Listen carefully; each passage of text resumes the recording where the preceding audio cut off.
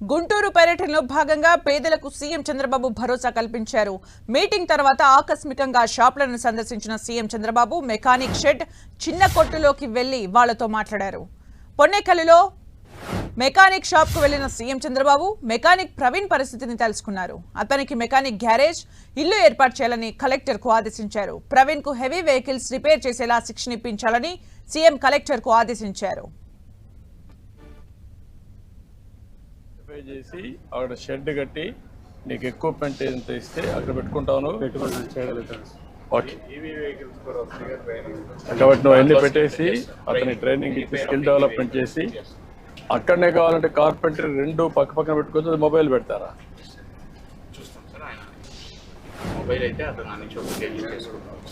అదే ఫాలోఅప్ చేసి రెండు మీరు ఏం చేయగలుగుతారో వర్కౌట్ చేయండి, దానిపైన ఏం చేయండి సరిపోతుంది. నాకు వీళ్ళని సెటిల్ చేయాలి. ఓకే, మనం చేస్తాం.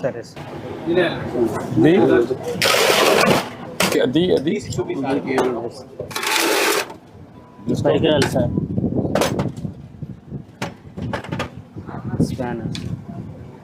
సరిగ్గా లేవు సార్. స్పానర్ కూడా ఇరిగిపోయింది. కొన్ని ఇక్కడ పెట్టాను సార్, కొన్ని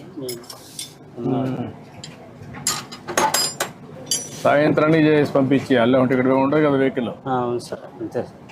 సాయంత్రానికి పంపించారు. మా అంతా పచ్చి వాటర్ వచ్చింది, ఆయన పని చేయలేదు. అందుకని పొలం పోలేకపోతున్నారు. అసలు కొట్టి సాగట్లేదు, గరుమానం లేకుండా.